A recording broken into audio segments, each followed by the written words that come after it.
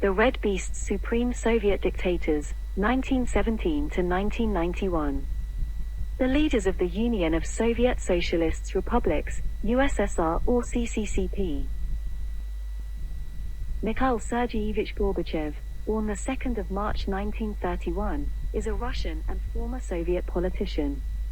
The eighth but not yet final leader of the Soviet Union, according to Ezekiel 38 and 39 prophecies, who will be Gog of the land of Magog, above the Black and the Caspian Sea, which was ancient Scythia or modern Ukraine, and Central Asia and Russia. Gorbachev, or his nickname Gorby as he was also affectionately called, was the General Secretary of the Communist Party of the Soviet Union from 1985 until 1991. He was also the country's head of state from 1988 until 1991, serving as the chairman of the Presidium of the Supreme Soviet from 1988 to 1989, chairman of the Supreme Soviet from 1989 to 1990, and president of the Soviet Union from 1990 to 1991. Ideologically, Gorbachev initially adhered to Marxism-Leninism, although he had moved towards social democracy by the early 1990s. Gorbachev was born in Privolnoy, Stavropol Krai, to a poor peasant family of Russian and Ukrainian heritage. Growing up under the rule of Joseph Stalin, in his youth he operated combined harvesters on a collective farm before joining the Communist Party, which then governed the Soviet Union as a one-party state according to the prevailing interpretation of Marxist-Leninist doctrine. While studying at Moscow State University, he married fellow student Raisa Titarenko in 1953 prior to receiving his law degree in 1955. Moving to Stavropol, he worked for the Komsomol youth organization and, after Stalin's death, became a keen proponent of the de-Stalinization reforms of Soviet leader Nikita Khrushchev. He was appointed the first party secretary of the Stavropol Regional Committee in 1970, in which position he oversaw construction of the Great Stavropol Canal. In 1978, he returned to Moscow to become a secretary of the party's Central Committee, and in 1979 joined its governing Politburo. Within 3 years of the death of Soviet leader Leonid Brezhnev, following the brief regimes of Yuri Andropov and Konstantin Chernenko, the Politburo elected Gorbachev as General Secretary, the de facto head of government, in 1985. Although committed to preserving the Soviet state and to its socialist ideals, Gorbachev believed significant reform was necessary, particularly after the 1986 Chernobyl disaster. He withdrew from the Soviet-Afghan War and embarked on summits with United States President Ronald Reagan to limit nuclear weapons and end the Cold War. Domestically, his policy of glasnost, openness, allowed for enhanced freedom of speech and press, while his perestroika, restructuring, sought to decentralize economic decision-making to improve efficiency. His democratization measures and formation of the elected Congress of People's Deputies undermined the one-party state. Gorbachev declined to intervene militarily when various Eastern Bloc countries abandoned Marxist-Leninist governance in 1989 to 1990. Internally, growing nationalist sentiment threatened to break up the Soviet Union, leading Marxist-Leninist hardliners to launch the unsuccessful August coup against Gorbachev in 1991. In the wake of this, the Soviet Union dissolved against Gorbachev's wishes and he resigned. After leaving office, he launched his Gorbachev Foundation, became a vocal critic of Russian Presidents Boris Yeltsin and Vladimir Putin, and campaigned for Russia's social democratic movement. Widely considered one of the most significant figures of the second half of the 20th century, Gorbachev remains the subject of controversy. The recipient of a wide range of awards, including the Nobel Peace Prize, he was widely praised for his pivotal role in ending the Cold War, introducing new political freedoms in the Soviet Union, and tolerating both the fall of Marxist-Leninist administrations in Eastern and Central Europe and the reunification of Germany. Conversely, he is often derided in Russia for accelerating the Soviet collapse, an event which brought a decline in Russia's global influence and precipitated an economic collapse. Gorbachev was born on the 2nd of March 1931 in the village of Privolnoy, Stavropol Krai, then in the Russian Soviet Federative Socialist Republic, one of the constituent republics of the Soviet Union. At the time, Privolnoy was divided almost evenly between ethnic Russians and ethnic Ukrainians. Gorbachev's paternal family were ethnic Russians and had moved to the region from Voronezh several generations before. His maternal family were of ethnic Ukrainian heritage and had migrated from Chernihiv. His parents named him Victor, but at the insistence of his mother, a devout Orthodox Christian, he had a secret baptism, where his grandfather christened him Mikhail. His relationship with his father, Sergei Andreevich Gorbachev, was close. His mother, Maria Pantelievna Gorbacheva, née Gopkalo, was colder and punitive. His parents were poor, and lived as peasants. They had married as teenagers in 1928, and in keeping with local tradition had initially resided in Sergei's father's house, an adobe walled hut, before a hut of their own could be built. The Soviet Union was a one-party state governed by the Communist Party, and during Gorbachev's childhood was under the leadership of Joseph Stalin. Stalin had initiated a project of mass rural collectivization which, in keeping with his Marxist-Leninist ideas, he believed would help convert the country into a socialist society. Gorbachev's maternal grandfather joined the Communist Party and helped form the village's first kolkhoz, collective farm, in 1929, becoming its chair. This farm was 19 kilometers or 12 miles outside Privolnoy village, and when he was 3 years old, Gorbachev left his parental home and moved into the kolkhoz with his maternal grandparents. The country was then experiencing the famine of 1932 to 1933, in which 2 of Gorbachev's paternal uncles and an aunt died. This was followed by the Great Purge, in which individuals accused of being enemies of the people, including those sympathetic to rival interpretations of Marxism like Trotskyism, were arrested and interned in labor camps, if not executed. Both of Gorbachev's grandfathers were arrested, his maternal in 1934 and his paternal in 1937, and spent time in Gulag labor camps before being released. After his December 1938 release, Gorbachev's maternal grandfather discussed having been tortured by the secret police, an account that influenced the young boy. Following on from the outbreak of the Second World War in 1939, in June 1941 the German army invaded the Soviet Union. German forces occupied Privolnoy for 4.5 months in 1942. Gorbachev's father had joined the Red Army and fought on the front lines. He was wrongly declared dead during the conflict and fought in the Battle of Kursk before returning to his family, injured. After Germany was defeated, Gorbachev's parents had their second son, Alexander, in 1947. He and Mikhail would be their only children. The village school had closed during much of the war but reopened in autumn 1944. Gorbachev did not want to return, but when he did he excelled academically. He read voraciously, moving from the Western novels of Thomas Mayne Reid to the work of Vissarion Belinsky, Alexander Pushkin, Nikolai Gogol, and Mikhail Lermontov. In 1946, he joined Komsomol, the Soviet political youth organization, becoming leader of his local group and then being elected to the Komsomol committee for the district. From primary school he moved to the high school in Molotovsky. He stayed there during the week while walking the 19 kilometers or 12 miles home during weekends. As well as being a member of the school's drama society, he organized sporting and social activities and led the school's morning exercise class.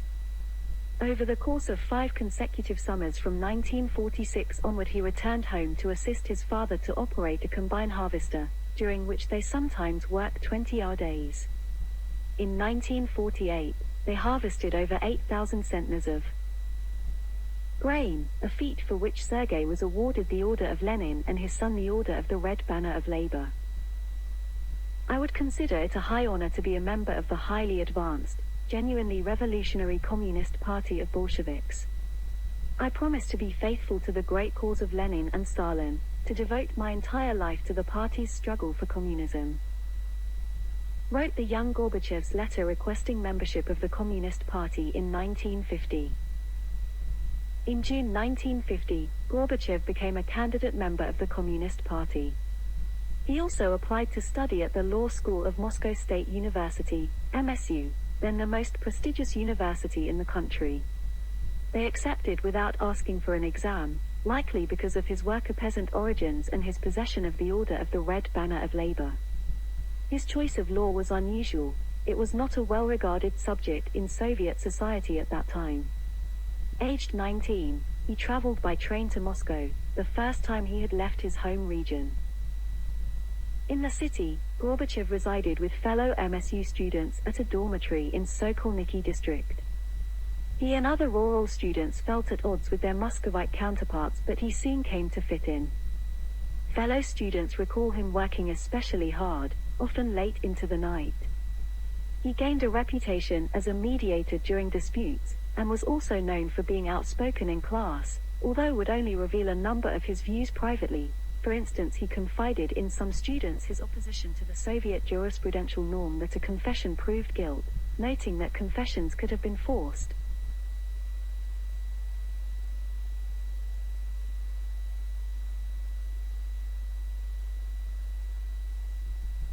During his studies, an anti-Semitic campaign spread through the Soviet Union, culminating in the Doctors' plot. Gorbachev publicly defended a Jewish student who was accused of disloyalty to the country by one of their fellows. At MSU, Gorbachev became the Komsomol head of his entering class, and then Komsomol's deputy secretary for agitation and propaganda at the law school. One of his first Komsomol assignments in Moscow was to monitor the election polling in Krasnoprezhnenskaya district to ensure the government's desire for near total turnout. Gorbachev found that most of those who voted did so out of fear. In 1952, he was appointed a full member of the Communist Party.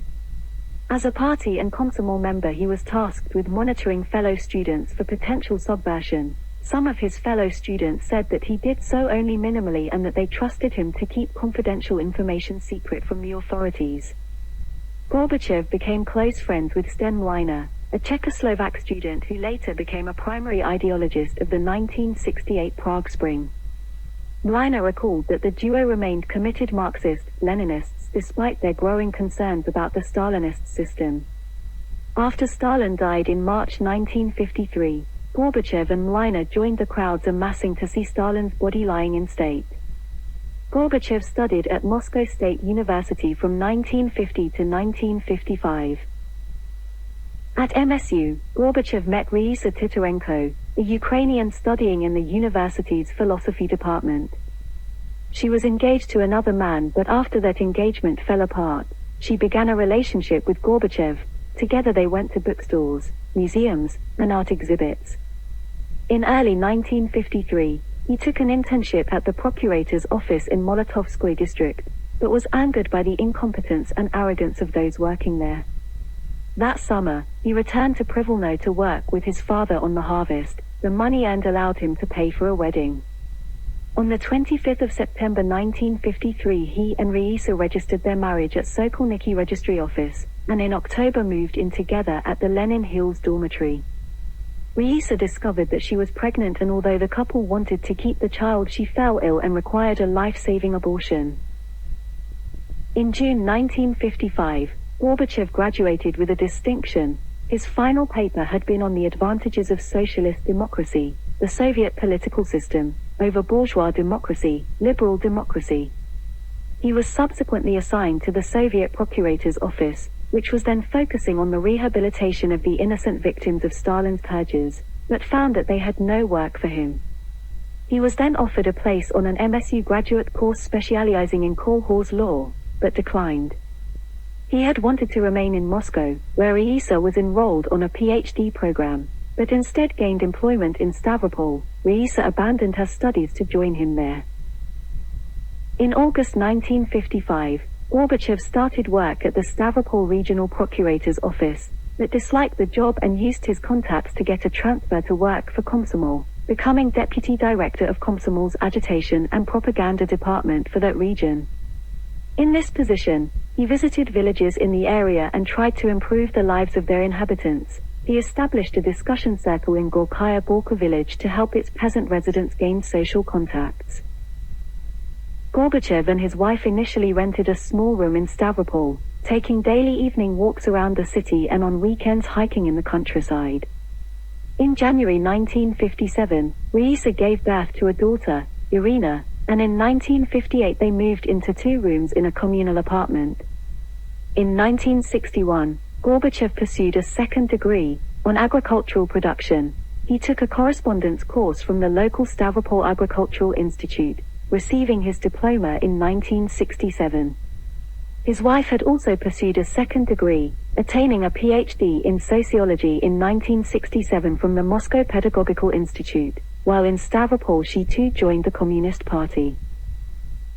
Stalin was ultimately succeeded as Soviet leader by Nikita Khrushchev, who denounced Stalin and his cult of personality in a speech given in February 1956, after which he launched a de-Stalinization process throughout Soviet society.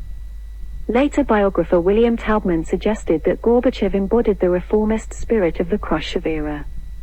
Gorbachev was among those who saw themselves as genuine Marxists or genuine Leninists in contrast to what they regarded as the perversions of Stalin. He helped spread Khrushchev's anti-Stalinist message in Stavropol, but encountered many who continued to regard Stalin as a hero or who praised the Stalinist purges as just. Gorbachev rose steadily through the ranks of the local administration.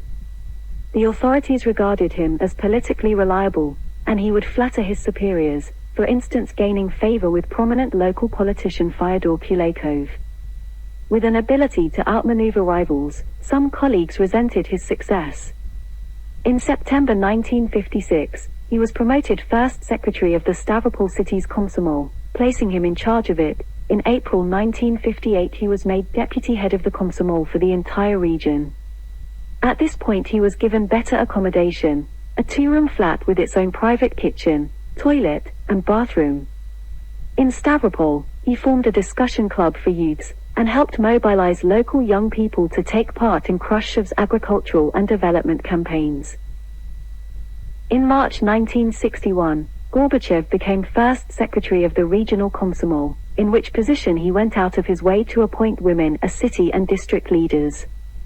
In 1961, Gorbachev played host to the Italian delegation for the World Youth Festival in Moscow. That October, he also attended the 22nd Congress of the Communist Party of the Soviet Union. In January 1963, Gorbachev was promoted to personnel chief for the regional party's agricultural committee, and in September 1966 became first secretary of the Stavropol City Party organization, Gorkom. By 1968 he was increasingly frustrated with his job in large part because Khrushchev's reforms were stalling or being reversed, and he contemplated leaving politics to work in academia. However, in August 1968, he was named second secretary of the Stavropol Kraikom, making him the deputy of first secretary Leonid Yefremov and the second most senior figure in the Stavropol region. In 1969, he was elected as a deputy to the Supreme Soviet of the Soviet Union and made a member of its Standing Commission for the Protection of the Environment. Cleared for travel to Eastern Bloc countries, in 1966 he was part of a delegation visiting East Germany, and in 1969 and 1974 visited Bulgaria. In August 1968 the Soviet Union led an invasion of Czechoslovakia to put an end to the Prague Spring, a period of political liberalization in the Marxist-Leninist country. Although Gorbachev later stated that he had had private concerns about the invasion, he publicly supported it. In September 1969 he was part of a Soviet delegation sent to Czechoslovakia, where he found the Czechoslovak people largely unwelcoming to them. That year, the Soviet authorities ordered him to punish Fagin B. Sardikov, a philosophy professor of the Stavropol Agricultural Institute whose ideas were regarded as critical of Soviet agricultural policy. Gorbachev ensured that Sardikov was fired from teaching but ignored calls for him to face tougher punishment. Gorbachev later related that he was deeply affected by the incident. My conscience tormented me for overseeing Sardikov's persecution. In April 1970, Yefremov was promoted to a higher position in Moscow and Gorbachev succeeded him as the first secretary of the Stavropol Kraikom. This granted Gorbachev significant power over the Stavropol region. He had been personally vetted for the position by senior Kremlin leaders and was informed of their decision by the Soviet leader, Leonid Brezhnev. Aged 39, he was considerably younger than his predecessors in the position. As head of the Stavropol region, He automatically became a member of the Central Committee of the Communist Party of the Soviet Union in 1971. According to biographer George Medvedev, Gorbachev had now joined the party's super elite. As regional leader, Gorbachev initially attributed economic and other failures to the inefficiency and incompetence of cadres, flaws in management structure or gaps in legislation, but eventually concluded that they were caused by an excessive centralization of decision-making in Moscow. He began reading translations of restricted texts by Western Marxist authors like Antonio Gramsci, Louis Aragon, Roger Garaury, and Giuseppe Boffa, and came under their influence. Gorbachev's main task as regional leader was to raise agricultural production levels, something hampered by severe droughts in 1975 and 1976. He oversaw the expansion of irrigation systems through construction of the Great Stavropol Canal. For overseeing a record grain harvest in Ipatovsky district, in March 1972 he was awarded the Order of the October Revolution by Brezhnev in a Moscow ceremony. Gorbachev always sought to maintain Brezhnev's trust. As regional leader, he repeatedly praised Brezhnev in his speeches, for instance referring to him as the outstanding statesman of our time. Gorbachev and his wife holidayed in Moscow, Leningrad, Uzbekistan, and resorts in the North Caucasus. He holidayed with the head of the KGB, Yuri Andropov, who was favorable towards him and who became an important patron. Gorbachev also developed good relationships with senior figures like the Soviet Prime Minister, Alexei Kosygin, and the long-standing senior party member Mikhail Suslov. The government considered Gorbachev sufficiently reliable that he was sent as part of Soviet delegations to Western Europe. He made 5 trips there between 1970 and 1977. In September 1971 he was part of a delegation who traveled to Italy, where they met with representatives of the Italian Communist Party. Gorbachev loved Italian culture but was struck by the poverty and inequality he saw in the country. In 1972, he visited Belgium and the Netherlands, and in 1973 West Germany. Gorbachev and his wife visited France in 1976 and 1977, on the latter occasion touring the country with a guide from the French Communist Party. He was surprised by how openly West Europeans offered their opinions and criticized their political leaders, something absent from the Soviet Union, where most people did not feel safe speaking so openly. He later related that for him and his wife, these visits shook a priori belief in the superiority of socialist over bourgeois democracy. Gorbachev had remained close to his parents. After his father became terminally ill in 1974, Gorbachev traveled to be with him in Privolno shortly before his death. His daughter, Irina, married fellow student Anatoly Vygansky in April 1978. In 1977, the Supreme Soviet appointed Gorbachev to chair the Standing Commission on Youth Affairs due to his experience with mobilizing young people in Komsomol. Gorbachev was skeptical of the deployment of Soviet troops in Afghanistan. In November 1978, Gorbachev was appointed as secretary of the Central Committee. His appointment had been approved unanimously by the Central Committee's members. To fill this position, Gorbachev and his wife moved to Moscow, where they were initially given an old dacha outside the city. They then moved to another, at Sosnovka, before finally being allocated a newly built brick house. He was also given an apartment inside the city, but gave that to his daughter and son-in-law. Irina had begun work at Moscow's Second Medical Institute. As part of the Moscow political elite, Gorbachev and his wife now had access to better medical care and to specialized shops. They were also given cooks, servants, bodyguards, and secretaries, although many of these were spies for the KGB. In his new position, Gorbachev often worked 12 to 16-hour days. He and his wife socialized little, but liked to visit Moscow's theaters and museums. In 1978, Gorbachev was appointed to the Central Committee's Secretariat for Agriculture, replacing his old friend Kulakov, who had died of a heart attack. Gorbachev concentrated his attentions on agriculture. The harvests of 1979, 1980, and 1981 were all poor, due largely to weather conditions, and the country had to import increasing quantities of grain. He had growing concerns about the country's agricultural management system. coming to regard it as overly centralized and requiring more bottom-up decision-making. He raised these points at his first speech at a Central Committee plenum, given in July 1978. He began to have concerns about other policies too. In December 1979, the Soviets sent the Red Army into neighboring Afghanistan to support its Soviet-aligned government against Islamist insurgents. Gorbachev privately thought it a mistake. At times he openly supported the government position. In October 1980 he for instance endorsed Soviet calls for Poland's Marxist-Leninist government to crack down on growing internal dissent in that country. That same month, he was promoted from a candidate member to a full member of the Politburo, the highest decision-making authority in the Communist Party. At the time, he was the Politburo's youngest member. In April 1983, Gorbachev gave a speech marking the birthday of Lenin, founder of the Soviet Union. After Brezhnev's death in November 1982, Andropov succeeded him as General Secretary of the Communist Party, the de facto head of government in the Soviet Union. Gorbachev was enthusiastic about the appointment. However, although Gorbachev hoped that Andropov would introduce liberalizing reforms, the latter carried out only personnel shifts rather than structural change. Gorbachev became Andropov's closest ally in the Politburo. With Andropov's encouragement, Gorbachev sometimes chaired Politburo meetings. Andropov encouraged Gorbachev to expand into policy areas other than agriculture, preparing him for future higher office.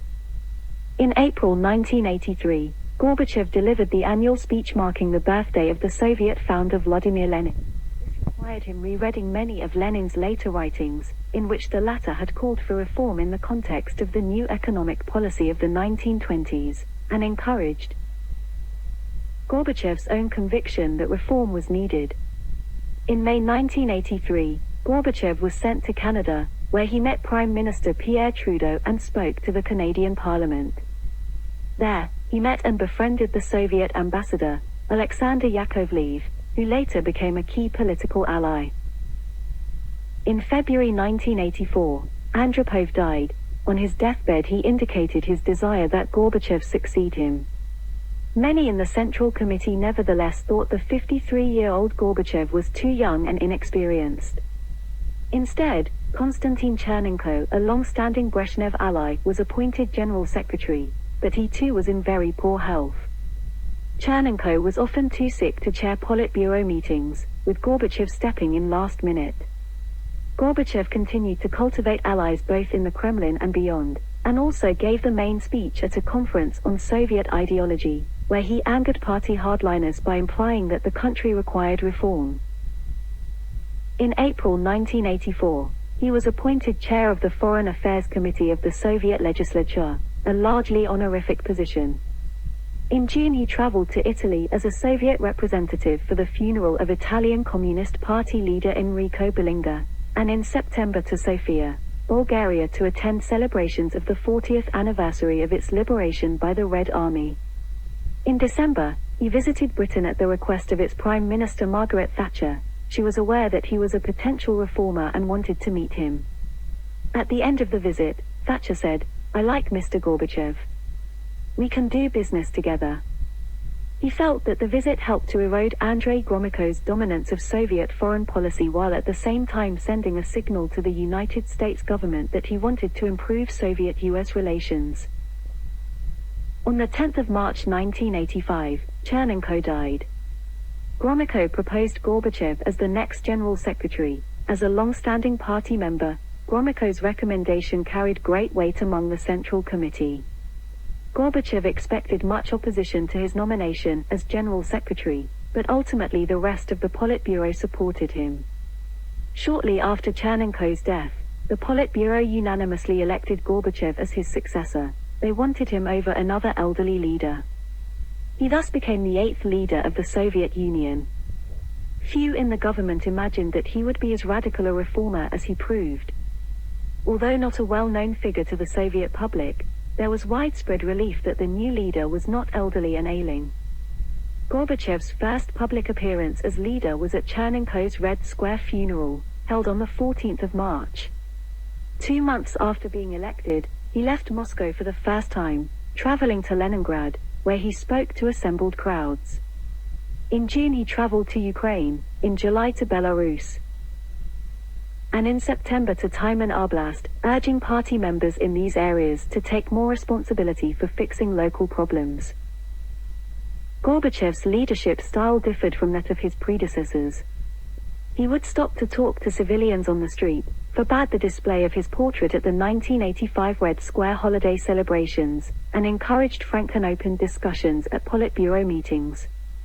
To the West, Gorbachev was seen as a more moderate and less threatening Soviet leader. Some Western commentators, however, believed this an act to lull Western governments into a false sense of security.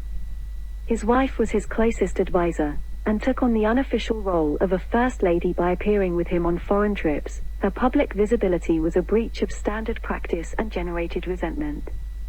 His other close aides were Georgy Shakhnazarov and Anatoly Cherniev. Gorbachev was aware that the Politburo could remove him from office, and that he could not pursue more radical reform without a majority of supporters in the Politburo. He sought to remove several older members from the Politburo, encouraging Grigory Romanov, Nikolai Tikhonov, and Viktor Grishin into retirement. He promoted Gromyko to head of state, a largely ceremonial role with little influence, and moved his own ally, Eduard Shevardnadze, to Gromyko's former post in charge of foreign policy. Other allies whom he saw promoted were Yakovlev, Anatoly Lukyanov, and Vadim Medvedev. Another of those promoted by Gorbachev was Boris Yeltsin, who was made a secretary of the Central Committee in July 1985. Most of these appointees were from a new generation of well-educated officials who had been frustrated during the Brezhnev era. In his first year, 14 of the 23 heads of department in the Secretariat were replaced. Doing so, Gorbachev secured dominance in the Politburo within a year, faster than either Stalin, Khrushchev, or Brezhnev had achieved. Gorbachev was at the Brandenburg Gate in April 1986 during a visit to East Germany. Gorbachev recurrently employed the term perestroika, first used publicly in March 1984. He saw perestroika as encompassing a complex series of reforms to restructure society and the economy. He was concerned by the country's low productivity, poor work ethic, and inferior quality goods. Like several economists, he feared this would lead to the country becoming a second-rate power. The first stage of Gorbachev's perestroika was uskoreniya, acceleration, a term he used regularly in the first 2 years of his leadership. The Soviet Union was behind the United States in many areas of production, but Gorbachev claimed that it would accelerate industrial output to match that of the US by 2000. The 5-year plan of 1985 to 1990 was targeted to expand machine building by 50 to 100%. To boost agricultural productivity, he merged 5 ministries and a state committee into a single entity, Agriprom, although by late 1986 acknowledged this merger as a failure. The purpose of reform was to prop up the centrally planned economy, not to transition to market socialism. Speaking in late summer 1985 to the secretaries for economic affairs of the central committees of the East European Communist parties, Gorbachev said, "Many of you see the solution to your problems in resorting to market mechanisms in place of direct planning. Some of you look at the market as a lifesaver for your economies. But, comrades, you should not think about lifesavers but about the ship, and the ship is socialism." Gorbachev's perestroika also entailed attempts to move away from technocratic management of the economy by increasingly involving the labor force in industrial production.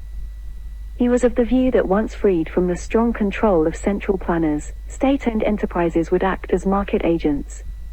Gorbachev and other Soviet leaders did not anticipate opposition to the perestroika reforms. According to their interpretation of Marxism, they believed that in a socialist society like the Soviet Union there would not be antagonistic contradictions.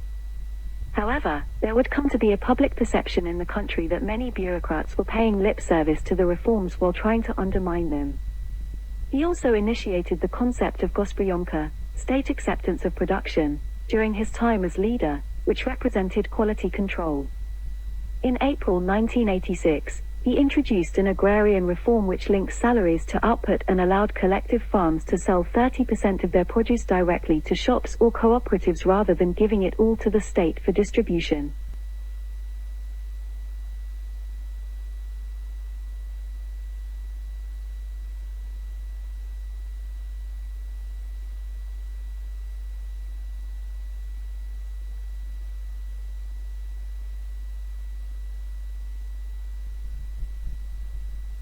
In a September 1986 speech, he embraced the idea of reintroducing market economics to the country alongside limited private enterprise, citing Lenin's new economic policy as a precedent. He nevertheless stressed that he did not regard this as a return to capitalism. In the Soviet Union, alcohol consumption had risen steadily between 1950 and 1985. By the 1980s, drunkenness was a major social problem and Andropov had planned a major campaign to limit alcohol consumption. Encouraged by his wife, Gorbachev, who believed the campaign would improve health and work efficiency, oversaw its implementation. Alcohol production was reduced by around 40%, the legal drinking age rose from 18 to 21, alcohol prices were increased, stores were banned from selling it before 2 p.m., and tougher penalties were introduced for workplace or public drunkenness and home production of alcohol. The All-Union Voluntary Society for the Struggle for Temperance was formed to promote sobriety. It had over 14 million members within 3 years. As a result, crime rates fell and life expectancy grew slightly between 1986 and 1987. However, moonshine production rose considerably, and the reform had significant costs to the Soviet economy, resulting in losses of up to $100 billion between 1985 and 1990. Gorbachev later considered the campaign to have been an error, and it was terminated in October 1988. After it ended, it took several years for production to return to previous levels, after which alcohol consumption soared in Russia between 1990 and 1993. Gorbachev's visit to Lithuania in 1990 in an attempt to stop Lithuania's declaration of independence, which passed 2 months later. In the second year of his leadership, Gorbachev began speaking of glasnost, or openness. According to Doda and Branson, this meant greater openness and candor in government affairs and for an interplay of different and sometimes conflicting views in political debates, in the press, and in Soviet culture. Encouraging reformers into prominent media positions, he brought in Sergei Zalogin as head of Novy Mir magazine and Yegor Yakovlev as editor-in-chief of Moscow News. He made the historian Yuri Afanasyev dean of the State Historical Archive faculty, from where Afanasyev could press for the opening of secret archives and the reassessment of Soviet history. Prominent dissidents like Andrei Sakharov were freed from internal exile or prison. Gorbachev saw glasnost as a necessary measure to ensure perestroika by alerting the Soviet populace to the nature of the country's problems in the hope that they would support his efforts to fix them. Particularly popular among the Soviet intelligentsia, who became key Gorbachev supporters, glasnost boosted his domestic popularity but alarmed many Communist Party hardliners. For many Soviet citizens, this newfound level of freedom of speech and press and its accompanying revelations about the country's past was uncomfortable. Some in the party thought Gorbachev was not going far enough in his reforms. A prominent liberal critic was Yeltsin. He had risen rapidly since 1985, attaining the role of party secretary in Moscow. Like many members of the government, Gorbachev was skeptical of Yeltsin, believing that he engaged in too much self-promotion. Yeltsin was also critical of Gorbachev, regarding him as patronizing. In early 1986, Yeltsin began sniping at Gorbachev in Politburo meetings. At the 27th Party Congress in February, Yeltsin called for more far-reaching reforms than Gorbachev was initiating and criticized the party leadership, although did not cite Gorbachev by name, claiming that a new cult of personality was forming. Gorbachev then opened the floor to responses, after which attendees publicly criticized Yeltsin for several hours. After this, Gorbachev also criticized Yeltsin, claiming that he only cared for himself and was politically illiterate. Yeltsin then resigned as both Moscow Party secretary and as a member of the Politburo. From this point, tensions between the two men developed into a mutual hatred. In April 1986, the Chernobyl disaster occurred. In the immediate aftermath, officials fed Gorbachev incorrect information to downplay the incident. As the scale of the disaster became apparent, 336,000 people were evacuated from the area around Chernobyl. Taubman noted that the disaster marked a turning point for Gorbachev and the Soviet regime. Several days after it occurred, he gave a televised report to the nation. He cited the disaster as evidence for what he regarded as widespread problems in Soviet society, such as shoddy workmanship and workplace inertia. Gorbachev later described the incident as one which made him appreciate the scale of incompetence and cover-ups in the Soviet Union. From April to the end of the year, Gorbachev became increasingly open in his criticism of the Soviet system, including food production, state bureaucracy, the military draft, and the large size of the prison population.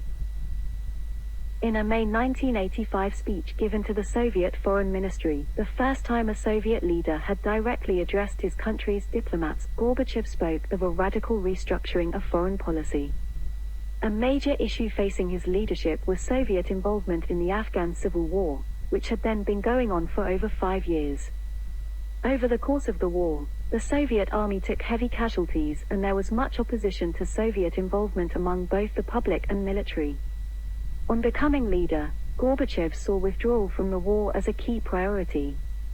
In October 1985, he met with Afghan Marxist leader Babrat Karmal, urging him to acknowledge the lack of widespread public support for his government and pursue a power-sharing agreement with the opposition. That month, the Politburo approved Gorbachev's decision to withdraw combat troops from Afghanistan, although the last troops did not leave until February 1989. Gorbachev had inherited a renewed period of high tension in the Cold War. He believed strongly in the need to sharply improve relations with the United States. He was appalled at the prospect of nuclear war, was aware that the Soviet Union was unlikely to win the arms race, and thought that the continued focus on high military spending was detrimental to his desire for domestic reform. Although privately also appalled at the prospect of nuclear war, U.S. President Ronald Reagan publicly appeared to not want a de-escalation of tensions, having scrapped détente and arms controls, initiating a military build-up, and calling the Soviet Union the evil empire. Both Gorbachev and Reagan wanted a summit to discuss the Cold War, but each faced some opposition to such a move within their respective governments. They agreed to hold a summit in Geneva, Switzerland in November 1985. In the build-up to this, Gorbachev sought to improve relations with the US's NATO allies, visiting France in October 1985 to meet with President François Mitterrand. At the Geneva summit, discussions between Gorbachev and Reagan were sometimes heated, and Gorbachev was initially frustrated that his US counterpart does not seem to hear what I am trying to say. As well as discussing the Cold War proxy conflicts in Afghanistan and Nicaragua and human rights issues, the pair discussed the US's Strategic Defense Initiative, SDI, to which Gorbachev was strongly opposed. The duo's wives also met and spent time together at the summit. The summit ended with a joint commitment to avoiding nuclear war and to meet for 2 further summits, in Washington, D.C. in 1986 and in Moscow in 1987. Following the conference, Gorbachev traveled to Prague to inform other Warsaw Pact leaders of developments. Gorbachev met with Erich Honecker of East Germany. Privately, Gorbachev told Chernev that Honecker was a scumbag. Gorbachev also met with the Romanian Marxist-Leninist leader Nicolae Ceausescu in 1985. According to Taubman, Ceausescu was Gorbachev's favorite punching bag.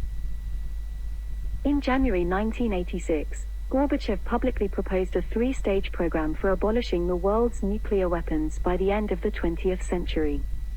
An agreement was then reached to meet with Reagan in Reykjavik, Iceland in October 1986. Gorbachev wanted to secure guarantees that SDI would not be implemented, and in return was willing to offer concessions, including a 50% reduction in Soviet long-range nuclear missiles. Both leaders agreed with the shared goal of abolishing nuclear weapons, but Reagan refused to terminate the SDI program and no deal was reached.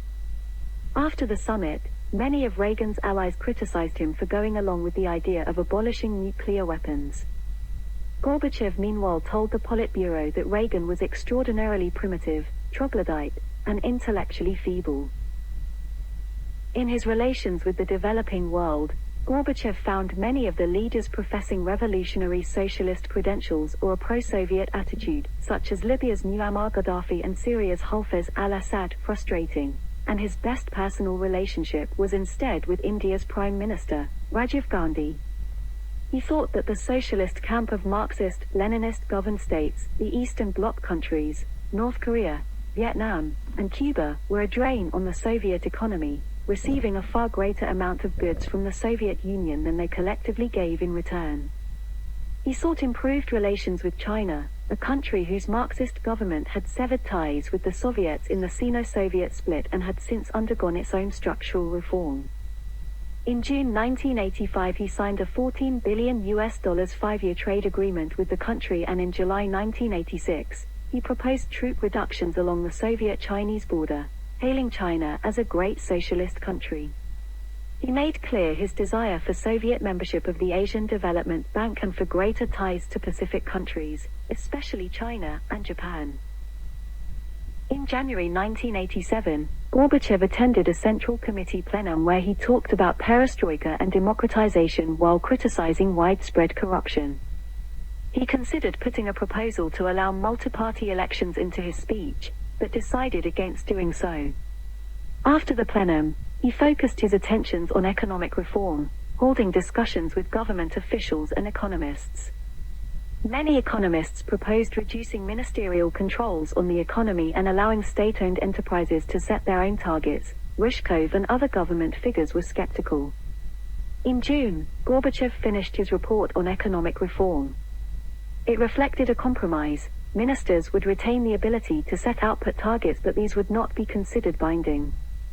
That month, a plenum accepted his recommendations and the Supreme Soviet passed a law on enterprises implementing the changes. Economic problems remained. By the late 1980s there were still widespread shortages of basic goods, rising inflation, and declining living standards. These stoked a number of miners' strikes in 1989. By 1987, the ethos of glasnost had spread through Soviet society. Journalists were writing increasingly openly, many economic problems were being publicly revealed, and studies appeared that critically reassessed Soviet history. Gorbachev was broadly supportive, describing glasnost as the crucial, irreplaceable weapon of perestroika. He nevertheless insisted that people should use the newfound freedom responsibly, stating that journalists and writers should avoid sensationalism and be completely objective in their reporting. Nearly 200 previously restricted Soviet films were publicly released, and a range of Western films were also made available. In 1989, Soviet responsibility for the 1940 Katyn massacre was finally revealed. In September 1987, the government stopped jamming the signal of the British Broadcasting Corporation and Voice of America. The reforms also included greater tolerance of religion. An Easter service was broadcast on Soviet television for the first time, and the millennium celebrations of the Russian Orthodox Church were given media attention.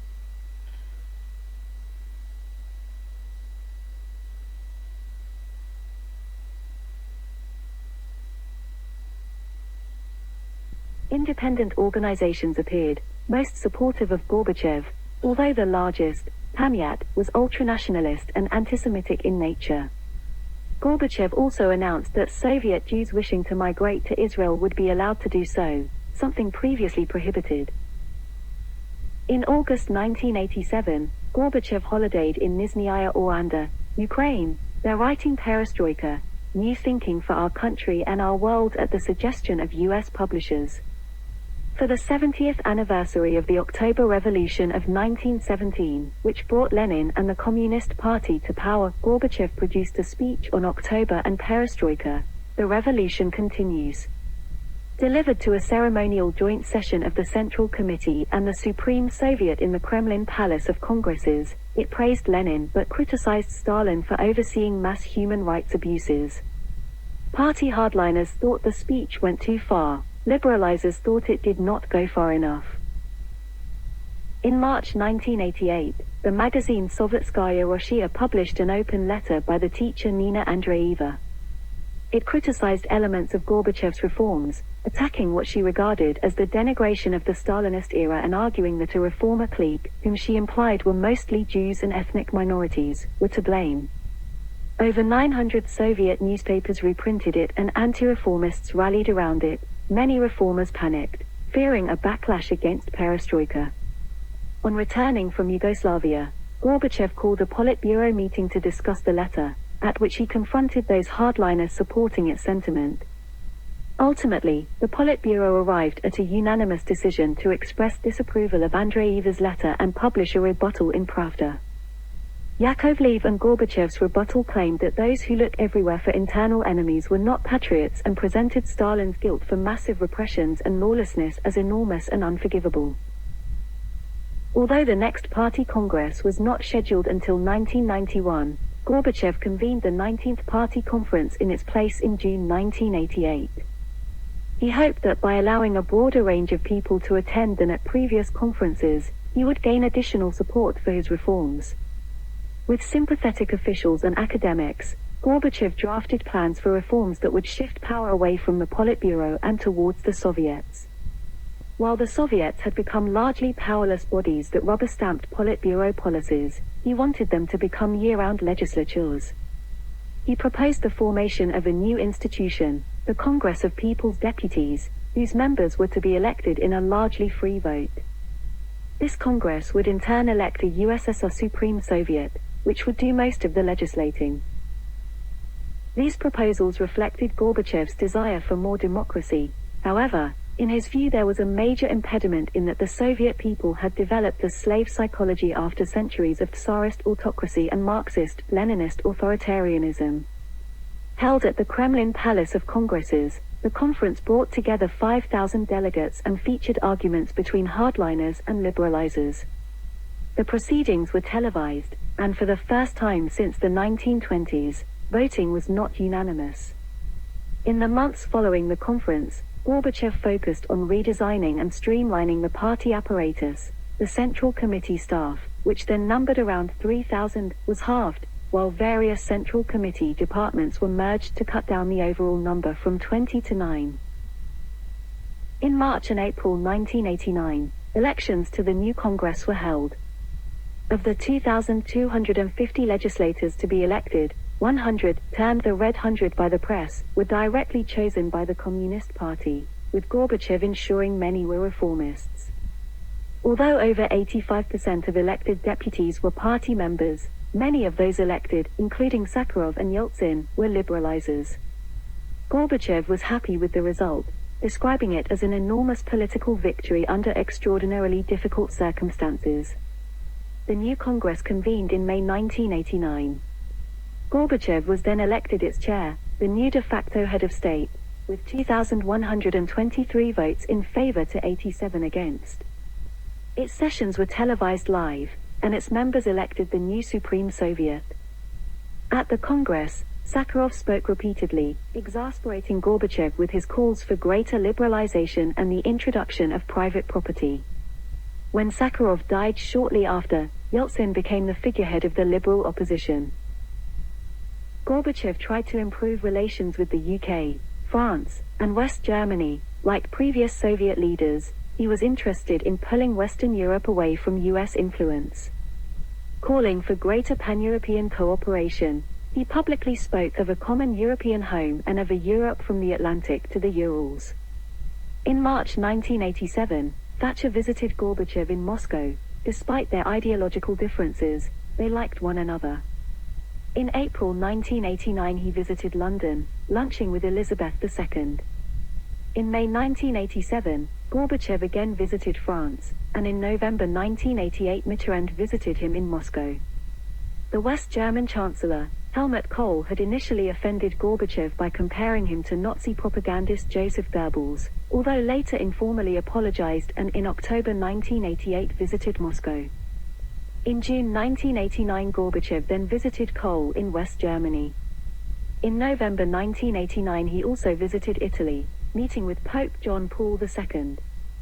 Gorbachev's relationships with these West European leaders were typically far warmer than those he had with their Eastern Bloc counterparts. Gorbachev continued to pursue good relations with China to heal the Sino-Soviet split.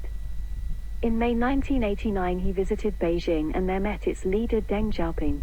Deng shared Gorbachev's belief in economic reform but rejected calls for democratization. Pro-democracy students had amassed in Tiananmen Square during Gorbachev's visit but after he left were massacred by troops. Gorbachev did not condemn the massacre publicly but it reinforced his commitment not to use violent force in dealing with pro-democracy protests in the Eastern Bloc. Following the failures of earlier talks with the US, in February 1987, Gorbachev held a conference in Moscow, titled For a World Without Nuclear Weapons, for Mankind's Survival, which was attended by various international celebrities and politicians. By publicly pushing for nuclear disarmament, Gorbachev sought to give the Soviet Union the moral high ground and weaken the West's self-perception of moral superiority. Aware that Reagan would not budge on SDI, Gorbachev focused on reducing intermediate-range nuclear forces, to which Reagan was receptive. In April 1987, Gorbachev discussed the issue with U.S. Secretary of State George P. Shultz in Moscow. He agreed to eliminate the Soviets' SS-23 rockets and allow U.S. inspectors to visit Soviet military facilities to ensure compliance. There was hostility to such compromises from the Soviet military, but following the May 1987 Matthias Rust incident, in which a West German teenager was able to fly undetected from Finland and land in Red Square, Gorbachev fired many senior military figures for incompetence. In December 1987, Gorbachev visited Washington, D.C., where he and Reagan signed the Intermediate-Range Nuclear Forces Treaty. Taubman called it one of the highest points of Gorbachev's career. A second US-Soviet summit occurred in Moscow in May-June 1988, which Gorbachev expected to be largely symbolic. Again, he and Reagan criticized each other's countries, Reagan raising Soviet restrictions on religious freedom, Gorbachev highlighting poverty and racial discrimination in the US, but Gorbachev related that they spoke on friendly terms. They reached an agreement on notifying each other before conducting ballistic missile tests and made agreements on transport, fishing, and radio navigation. At the summit, Reagan told reporters that he no longer considered the Soviet Union an evil empire and the duo revealed that they considered themselves friends. The third summit was held in New York City in December. Arriving there, Gorbachev gave a speech to the United Nations General Assembly where he announced a unilateral reduction in the Soviet armed forces by 500,000. He also announced that 50,000 troops would be withdrawn from Central and Eastern Europe. He then met with Reagan and President-elect George H.W. Bush. He rushed home, skipping a planned visit to Cuba, to deal with the Armenian earthquake. On becoming U.S. president, Bush appeared interested in continuing talks with Gorbachev but wanted to appear tougher on the Soviets than Reagan had to allay criticism from the right wing of his Republican Party. In December 1989, Gorbachev and Bush met at the Malta summit. Bush offered to assist the Soviet economy by suspending the Jackson-Vanik Amendment and repealing the Stevenson and Baird amendments. There, the duo agreed to a joint press conference, the first time that a US and Soviet leader had done so. Gorbachev also urged Bush to normalize relations with Cuba and meet its president, Fidel Castro, although Bush refused to do so. On taking power, Gorbachev found some unrest among different national groups within the Soviet Union. In December 1986, riots broke out in several Kazakh cities after a Russian was appointed head of the region. In 1987, Crimean Tatars protested in Moscow to demand resettlement in Crimea, the area from which they had been deported on Stalin's orders in 1944. Gorbachev ordered a commission, headed by Gromyko, to examine their situation. Gromyko's report opposed calls for assisting Tatar resettlement in Crimea. By 1988, the Soviet nationality question was increasingly pressing. In February, the administration of the Nagorno-Karabakh region officially requested that it be transferred from the Azerbaijan Soviet Socialist Republic to the Armenian Soviet Socialist Republic. The majority of the region's population were ethnically Armenian and wanted unification with other majority Armenian areas. As rival Armenian and Azerbaijani demonstrations took place in Nagorno-Karabakh, Gorbachev called an emergency meeting of the Politburo. Ultimately, Gorbachev promised greater autonomy for Nagorno-Karabakh but refused the transfer, fearing that it would set off similar ethnic tensions and demands throughout the Soviet Union. That month, in the Azerbaijani city of Sumgait, Azerbaijani gangs began killing members of the Armenian minority. Local troops tried to quell the unrest but were attacked by mobs. The Politburo ordered additional troops into the city, but in contrast to those like Ligachev who wanted a massive display of force, Gorbachev urged restraint. He believed that the situation could be resolved through a political solution, urging talks between the Armenian and Azerbaijani communist parties. Further anti-Armenian violence broke out in Baku in 1990. Problems also emerged in the Georgian Soviet Socialist Republic. In April 1989, Georgian nationalists demanding independence clashed with troops in Tbilisi, resulting in various deaths. Independence sentiment was also rising in the Baltic states. The Supreme Soviets of the Estonian, Lithuanian, and Latvian Soviet Socialist republics declared their economic autonomy from Russia and introduced measures to restrict Russian immigration. In August 1989, protesters formed the Baltic Way, a human chain across the three republics to symbolize their wish for independence. That month, the Lithuanian Supreme Soviet ruled the 1940 Soviet annexation of their country to be illegal. In January 1990, Gorbachev visited the republic to encourage it to remain part of the Soviet Union. Gorbachev rejected the Brezhnev Doctrine, the idea that the Soviet Union had the right to intervene militarily in other Marxist-Leninist countries if their governments were threatened. In December 1987 he announced the withdrawal of 500,000 Soviet troops from Central and Eastern Europe. While pursuing domestic reforms, he did not publicly support reformers elsewhere in the Eastern Bloc. Hoping instead to lead by example, he later related that he did not want to interfere in their internal affairs, but he may have feared that pushing reform in Central and Eastern Europe would have angered his own hardliners too much.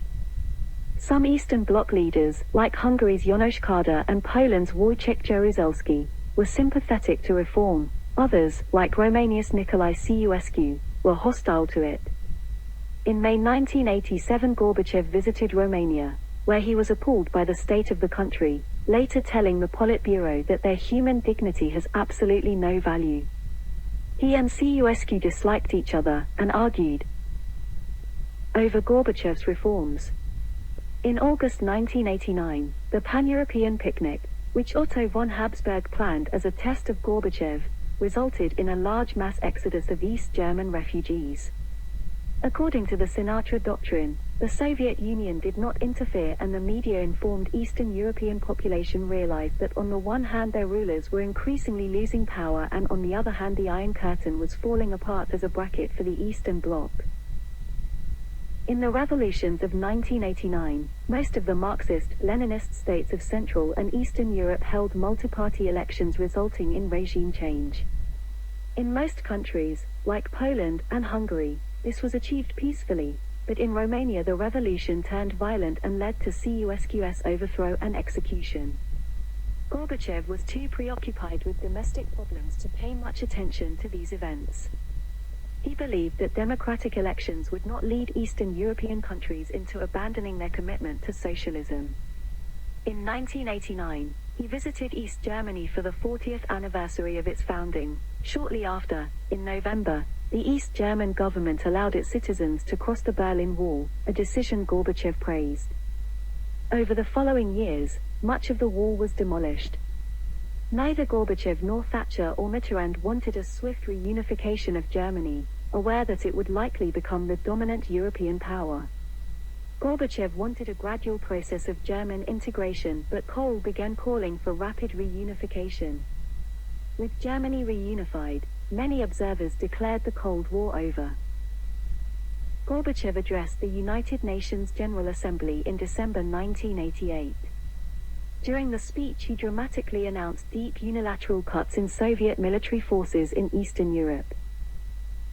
In February 1990, both liberalizers and Marxist-Leninist hardliners intensified their attacks on Gorbachev. A liberalizer march took part in Moscow criticizing Communist Party rule, while at a Central Committee meeting, the hardliner Vladimir Brovikov accused Gorbachev of reducing the country to anarchy and ruin and of pursuing Western approval at the expense of the Soviet Union and the Marxist-Leninist cause. Gorbachev was aware that the Central Committee could still oust him as General Secretary, and so decided to reformulate the role of head of government to a presidency from which he could not be removed. He decided that the presidential election should be held by the Congress of People's Deputies. He chose this over a public vote because he thought the latter would escalate tensions and feared that he might lose it. A spring 1990 poll nevertheless still showed him as the most popular politician in the country. In March, the Congress of People's Deputies held the first, and only, Soviet presidential election, in which Gorbachev was the only candidate. He secured 1,329 in favor to 495 against, 313 votes were invalid or absent. He therefore became the first executive president of the Soviet Union. A new 18-member presidential council de facto replaced the Politburo. At the same Congress meeting, he presented the idea of repealing Article 6 of the Soviet Constitution, which had ratified the Communist Party as the ruling party of the Soviet Union. The Congress passed the reform, undermining the de jure nature of the one-party state. In the 1990 elections for the Russian Supreme Soviet, the Communist Party faced challenges from an alliance of liberalizers known as Democratic Russia. The latter did particularly well in urban centers. Yeltsin was elected the parliament's chair, something Gorbachev was unhappy about. That year, opinion polls showed Yeltsin overtaking Gorbachev as the most popular politician in the Soviet Union. Gorbachev struggled to understand Yeltsin's growing popularity, commenting, "He drinks like a fish, he's inarticulate, he comes up with the devil knows what, he's like a worn-out record." The Russian Supreme Soviet was now out of Gorbachev's control. In June 1990, it declared that in the Russian Republic, its laws took precedence over those of the Soviet central government. Amid a growth in Russian nationalist sentiment, Gorbachev had reluctantly allowed the formation of a Communist Party of the Russian Soviet Federative Socialist Republic as a branch of the larger Soviet Communist Party. Gorbachev attended its first Congress in June, but soon found it dominated by hardliners who opposed his reformist stance. In January 1990, Gorbachev privately agreed to permit East German reunification with West Germany, but rejected the idea that a unified Germany could retain West Germany's NATO membership. His compromise that Germany might retain both NATO and Warsaw Pact memberships did not attract support. In May 1990, he visited the US for talks with President Bush. There, he agreed that an independent Germany would have the right to choose its international alliances. He later revealed that he had agreed to do so because U.S. Secretary of State James Baker promised that NATO troops would not be posted to eastern Germany and that the military alliance would not expand into Eastern Europe. Privately, Bush ignored Baker's assurances and later pushed for NATO expansion. More recently, Gorbachev and others have rejected claims that he was given any assurances that NATO would not expand eastward. Nevertheless, a plethora of documents which were declassified in 2017 prove that Gorbachev was repeatedly given assurances by representatives of the US and other NATO governments that after Germany's reunification NATO would not expand towards the east. On the trip, the US informed Gorbachev of its evidence that the Soviet military, possibly unbeknownst to Gorbachev, had been pursuing a biological weapons program in contravention of the 1987 Biological Weapons Convention. In July, Kohl visited Moscow and Gorbachev informed him that the Soviets would not oppose a reunified Germany being part of NATO. Domestically, Gorbachev's critics accused him of betraying the national interest. More broadly, they were angry that Gorbachev had allowed the Eastern Bloc to move away from direct Soviet influence. In August 1990, Saddam Hussein's Iraqi government invaded Kuwait. Gorbachev endorsed President Bush's condemnation of it. This brought criticism from many in the Soviet state apparatus, who saw Hussein as a key ally in the Persian Gulf and feared for the safety of the 9,000 Soviet citizens in Iraq, although Gorbachev argued that the Iraqis were the clear aggressors in the situation. In November, the Soviets endorsed a UN resolution permitting force to be used in expelling the Iraqi army from Kuwait. Gorbachev later called it a watershed in world politics, the first time the superpowers acted together in a regional crisis.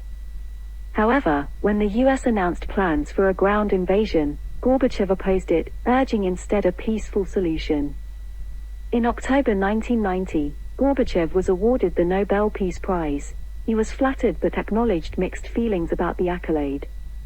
Polls indicated that 90% of Soviet citizens disapproved of the award, which was widely seen as a Western and anti-Soviet accolade. In September 1990, Gorbachev met repeatedly with US President George Bush at the Helsinki summit. With the Soviet budget deficit climbing and no domestic money markets to provide the state with loans, Gorbachev looked elsewhere. Throughout 1991, Gorbachev requested sizable loans from Western countries and Japan, hoping to keep the Soviet economy afloat and ensure the success of perestroika. Although the Soviet Union had been excluded from the G7, Gorbachev secured an invitation to its London summit in July 1991. There, he continued to call for financial assistance. Mitterrand and Kohl backed him, while Thatcher, no longer in office, also urged Western leaders to agree. Most G7 members were reluctant, instead offering technical assistance and proposing the Soviets receive special associate status rather than full membership of the World Bank and International Monetary Fund. Gorbachev was frustrated that the US would spend $100 billion on the Gulf War but would not offer his country loans. Other countries were more forthcoming. West Germany had given the Soviets $60 billion by mid-1991. Later that month, Bush visited Moscow, where he and Gorbachev signed the START Treaty, a bilateral agreement on the reduction and limitation of strategic offensive arms, after 10 years of negotiation. At the 28th Communist Party Congress in July 1990, hardliners criticized the reformists, but Gorbachev was re-elected party leader with the support of 3/4 of delegates, and his choice of Deputy General Secretary, Vladimir Ivashko, was also elected. Seeking compromise with the liberalizers, Gorbachev assembled a team of both his own and Yeltsin's advisors to come up with an economic reform package. The result was the 500 Days program. This called for further decentralization and some privatization. Gorbachev described the plan as modern socialism rather than a return to capitalism, but had many doubts about it. In September, Yeltsin presented the plan to the Russian Supreme Soviet, which backed it. Many in the Communist Party and state apparatus warned against it, arguing that it would create marketplace chaos, rampant inflation, and unprecedented levels of unemployment. The 500 Days plan was abandoned. At this, Yeltsin rallied against Gorbachev in an October speech, claiming that Russia would no longer accept a subordinate position to the Soviet government. By mid-November 1990, much of the press was calling for Gorbachev to resign and predicting civil war. Hardliners were urging Gorbachev to disband the Presidential Council and arrest vocal liberals in the media. In November, he addressed the Supreme Soviet, where he announced an 8-point program, which included governmental reforms, among them the abolition of the Presidential Council. By this point, Gorbachev was isolated from many of his former close allies and aides. Yakovlev had moved out of his inner circle and Shevardnadze had resigned. His support among the intelligentsia was declining, and by the end of 1990 his approval ratings had plummeted. Amid growing dissent in the Baltics, especially Lithuania, in January 1991 Gorbachev demanded that the Lithuanian Supreme Council rescind its pro-independence reforms. Soviet troops occupied several Vilnius buildings and clashed with protesters, 15 of whom were killed. Gorbachev was widely blamed by liberalizers, with Yeltsin calling for his resignation. Gorbachev denied sanctioning the military operation, although some in the military claimed that he had. The truth of the matter was never clearly established. Fearing more civil disturbances, that month Gorbachev banned demonstrations and ordered troops to patrol Soviet cities alongside the police. This further alienated the liberalizers but was not enough to win over hardliners. Wanting to preserve the Union, in April Gorbachev and the leaders of 9 Soviet republics jointly pledged to prepare a treaty that would renew the federation under a new constitution. but 6 of the republics, Estonia, Latvia, Lithuania, Moldova, Georgia, and Armenia, did not endorse this. A referendum on the issue brought 76.4% in favor of continued federation, but the 6 rebellious republics had not taken part. Negotiations took place to decide what form the new constitution would take, again bringing together Gorbachev and Yeltsin in discussion. It was planned to be formally signed in August. In August, Gorbachev and his family holidayed at their dacha, Zaria or Dawn, in Foros, Crimea. 2 weeks into his holiday, a group of senior Communist Party figures, the Gang of Eight, calling themselves the State Committee on the State of Emergency, launched a coup d'etat to seize control of the Soviet Union. The phone lines to his dacha were cut and a group arrived, including Boldin, Shening, Baklanov, and General Vorenikov, informing him of the takeover. The coup leaders demanded that Gorbachev formally declare a state of emergency in the country, but he refused. Gorbachev and his family were kept under house arrest in their dacha. The coup plotters publicly announced that Gorbachev was ill and thus Vice President Yanayev would take charge of the country. Yeltsin, now president of the Russian Soviet Federative Socialist Republic, went inside the Moscow White House. Tens of thousands of protesters amassed outside it to prevent troops storming the building to arrest him. Gorbachev feared that the coup plotters would order him killed, so had his guards barricade his dacha. However, the coup's leaders realized that they lacked sufficient support and ended their efforts. On the 21st of August, Vladimir Kryachkov, Dmitry Yazov, Oleg Baklanov, Anatoly Lukyanov, and Vladimir Ivashko arrived at Gorbachev's dacha to inform him that they were doing so.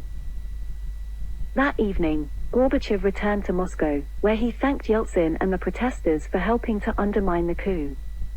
At a subsequent press conference, he pledged to reform the Soviet Communist Party. 2 days later, he resigned as its general secretary and called on the Central Committee to dissolve. Several members of the coup committed suicide, others were fired. Gorbachev attended a session of the Russian Supreme Soviet on the 23rd of August, where Yeltsin aggressively criticized him for having appointed and promoted many of the coup members to start with. Yeltsin then announced the suspension of the activities of the Russian Communist Party. On the 29th of August 1991, the Supreme Soviet indefinitely suspended all Communist Party activity, effectively ending communist rule in the Soviet Union. On the 6th of November, Yeltsin issued a decree banning all Communist Party activities in Russia. From then on, the Soviet Union collapsed with dramatic speed.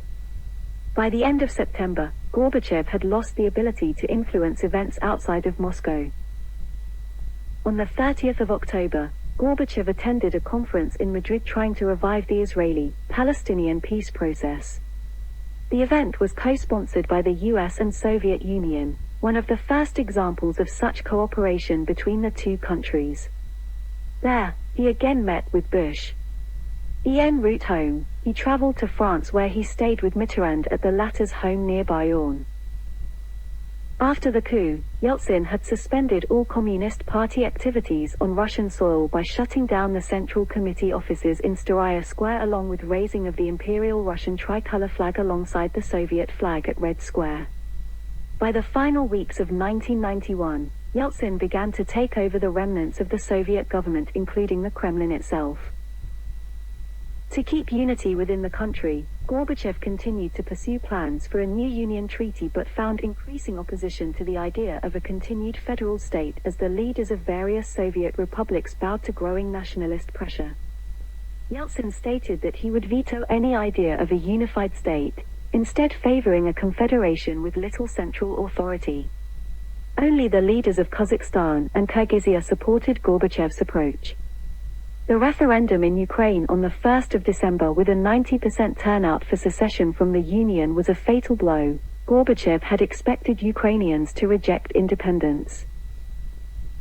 Without Gorbachev's knowledge, Yeltsin met with Ukrainian President Leonid Kravchuk and Belarusian President Stanislav Shushkevich in Belovezha Forest, near Brest, Belarus, on the 8th of December and signed the Belovezha Accords, which declared the Soviet Union had ceased to exist and formed the Commonwealth of Independent States, CIS, as its successor. Thus the leaders of the Soviet republics signed the Belovezh Accords, which killed the Red Antichrist's beast power and eliminated the USSR and established the Commonwealth of Independent States, 1991. Gorbachev only learned of this development when Shushkevich phoned him. Gorbachev was furious. He desperately looked for an opportunity to preserve the Soviet Union, hoping in vain that the media and intelligentsia might rally against the idea of its dissolution. Ukrainian, Belarusian, and Russian Supreme Soviets then ratified the establishment of the CIS. On the 9th of December, he issued a statement calling the CIS agreement illegal and dangerous. On the 20th of December, the leaders of 11 of the 12 remaining republics, all except Georgia, met in Almaty and signed the Almaty Protocol, agreeing to dismantle the Soviet Union and formally establish the CIS. They also provisionally accepted Gorbachev's resignation as president of what remained of the Soviet Union. Gorbachev revealed that he would resign as soon as he saw that the CIS was a reality. Accepting the fait accompli of the Soviet Union's dissolution, Gorbachev reached a deal with Yeltsin that called for Gorbachev to formally announce his resignation as Soviet president and commander-in-chief on the 25th of December, before vacating the Kremlin by the 29th of December. Yakovlev, Chernyev, and Shevardnadze joined Gorbachev to help him write a resignation speech. Gorbachev then gave his speech in the Kremlin in front of television cameras, allowing for international broadcast. In it, he announced, "I hereby discontinue my activities at the post of President of the Union of Soviet Socialist Republics."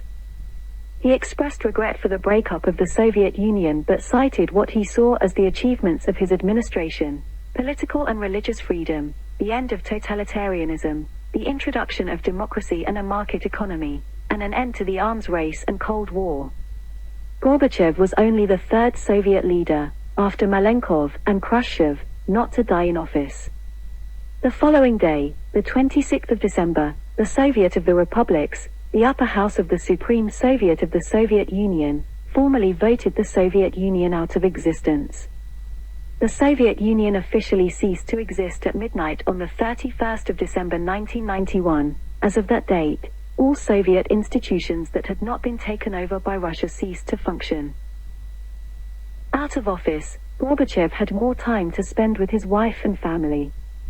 He and Raisa initially lived in their dilapidated dacha on Rublevskoye Shos, and were also allowed to privatize their smaller apartment on Kosygin Street. He focused on establishing his International Foundation for Socio-Economic and Political Studies, or Gorbachev Foundation, launched in March 1992. Yakovlev and Ravenko were its first vice presidents. Its initial tasks were in analyzing and publishing material on the history of perestroika, as well as defending the policy from what it called slander and falsifications. The foundation also tasked itself with monitoring and critiquing life in post-Soviet Russia, presenting alternative development forms to those pursued by Yeltsin. To finance his foundation, Gorbachev began lecturing internationally, charging large fees to do so. On a visit to Japan, he was well received and given multiple honorary degrees. In 1992, he toured the US in a Forbes private jet to raise money for his foundation. During the trip he met up with the Reagans for a social visit. From there he went to Spain, where he attended the Expo 92 World Fair in Seville and met with Prime Minister Felipe González, who had become a friend of his. He further visited Israel and Germany, where he was received warmly by many politicians who praised his role in facilitating German reunification. To supplement his lecture fees and book sales, Gorbachev appeared in commercials such as a television advertisement for Pizza Hut, another for the BB, and photograph advertisements for Apple Computer and Louis Vuitton, enabling him to keep the foundation afloat. With his wife's assistance, Gorbachev worked on his memoirs, which were published in Russian in 1995 and in English the following year. He also began writing a monthly syndicated column for the New York Times. In 1993, Gorbachev launched Green Cross International, which focused on encouraging sustainable futures, and then the World Political Forum. In 1995, he initiated the World Summit of Nobel Peace Laureates. Gorbachev had promised to refrain from criticizing Yeltsin while the latter pursued democratic reforms, but soon the two men were publicly criticizing each other again. After Yeltsin's decision to lift price caps generated massive inflation and plunged many Russians into poverty, Gorbachev openly criticized him, comparing the reform to Stalin's policy of forced collectivization. After pro-Yeltsin parties did poorly in the 1993 legislative election, Gorbachev called on him to resign. In 1995, his foundation held a conference on the intelligentsia and perestroika. It was there that Gorbachev proposed to the Duma a law that would reduce many of the presidential powers established by Yeltsin's 1993 constitution. Gorbachev continued to defend perestroika but acknowledged that he had made tactical errors as Soviet leader. While he still believed that Russia was undergoing a process of democratization, he concluded that it would take decades rather than years, as he had previously thought. In contrast to her husband's political activities, Raisa had focused on campaigning for children's charities.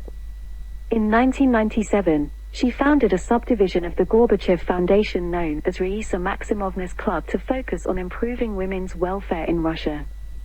The foundation had initially been housed in the former Social Science Institute building, but Yeltsin introduced limits to the number of rooms it could use there. The American philanthropist Ted Turner then donated over $1 million to enable the foundation to build new premises on the Leningradsky Prospect. In 1999, Gorbachev made his first visit to Australia, where he gave a speech to the country's parliament. Shortly after, in July, Raisa was diagnosed with leukemia. With the assistance of German Chancellor Gerhard Schröder, she was transferred to a cancer center in Münster, Germany, and there underwent chemotherapy. In September she fell into a coma and died. After Raisa's passing, Gorbachev's daughter Irina and his two granddaughters moved into his Moscow home to live with him. When questioned by journalists, he said that he would never remarry. The Russian presidential elections were scheduled for June 1996, and although his wife and most of his friends urged him not to run, Gorbachev decided to do so. He hated the idea that the election would result in a runoff between Yeltsin and Gennady Zyuganov, the Communist Party of the Russian Federation candidate whom Yeltsin saw as a Stalinist hardliner. He never expected to win outright but thought a centrist bloc could be formed around either himself or one of the other candidates with similar views, such as Grigory Yavlinsky, Sviatoslav Fyodorov, or Alexander Lieb. After securing the necessary 1 million signatures of nomination, he announced his candidacy in March. Launching his campaign, he traveled across Russia giving rallies in 20 cities. He repeatedly faced anti-Gorbachev protesters, while some pro-Yeltsin local officials tried to hamper his campaign by banning local media from covering it or by refusing him access to venues. In the election, Gorbachev came seventh with approximately 386,000 votes, or around 0.5% of the total. Yeltsin and Zyuganov went through to the second round, where the former was victorious. In December 1999, Yeltsin resigned and was succeeded by his deputy, Vladimir Putin, who then won the March 2000 presidential election. Gorbachev attended Putin's inauguration ceremony in May, the first time he had entered the Kremlin since 1991. Gorbachev initially welcomed Putin's rise, seeing him as an anti-Yeltsin figure. Although he spoke out against some of the Putin government's actions, Gorbachev also had praise for the new government. In 2002, he said, "I've been in the same skin. That's what allows me to say that what Putin has done is in the interest of the majority." At the time, he believed Putin to be a committed Democrat who nevertheless had to use a certain dose of authoritarianism to stabilize the economy and rebuild the state after the Yeltsin era. At Putin's request, Gorbachev became co-chair of the Petersburg Dialogue project between high-ranking Russians and Germans. In 2000, Gorbachev helped form the Russian United Social Democratic Party. In June 2002 he participated in a meeting with Putin, who praised the venture, suggesting that a center-left party could be good for Russia and that he would be open to working with it. In 2003, Gorbachev's party merged with the Social Democratic Party to form the Social Democratic Party of Russia, which, however, faced much internal division and failed to gain traction with voters. Gorbachev resigned as party leader in May 2004 following a disagreement with the party's chairman over the direction taken in the 2003 election campaign. The party was later banned in 2007 by the Supreme Court of the Russian Federation due to its failure to establish local offices with at least 500 members in the majority of Russian regions, which is required by Russian law for a political organization to be listed as a party. Later that year, Gorbachev founded a new movement, the Union of Social Democrats. Stating that it would not contest the forthcoming elections, Gorbachev declared, "We are fighting for power, but only for power over people's minds." Gorbachev was critical of U.S. hostility to Putin, arguing that the U.S. government doesn't want Russia to rise again as a global power and wants to continue as the sole superpower in charge of the world. More broadly, Gorbachev was critical of U.S. policy following the Cold War, arguing that the West had attempted to turn Russia into some kind of backwater. He rejected the idea, expressed by Bush, that the U.S. had won the Cold War, arguing that both sides had cooperated to end the conflict. He declared that since the fall of the Soviet Union, the U.S., rather than cooperating with Russia, had conspired to build a new empire headed by themselves. He was critical of how the U.S. had expanded NATO right up to Russia's borders despite their initial assurances that they would not do so, citing this as evidence that the U.S. government could not be trusted. He spoke out against the 1999 NATO bombing of Yugoslavia because it lacked UN backing, as well as the 2003 invasion of Iraq led by the U.S. In June 2004, Gorbachev nevertheless attended Reagan's state funeral, and in 2007 visited New Orleans to see the damage caused by Hurricane Katrina. Barred by the Constitution from serving more than 2 consecutive terms as president, Putin stood down in 2008 and was succeeded by his prime minister, Dmitry Medvedev, who reached out to Gorbachev in ways that Putin had not.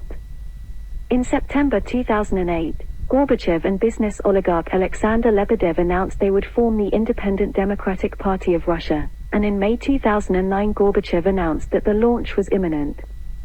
After the outbreak of the 2008 South Ossetia War between Russia and South Ossetian separatists on one side and Georgia on the other, Gorbachev spoke out against U.S. support for Georgian President MIKHAIL Saakashvili and for moving to bring the Caucasus into the sphere of its national interest.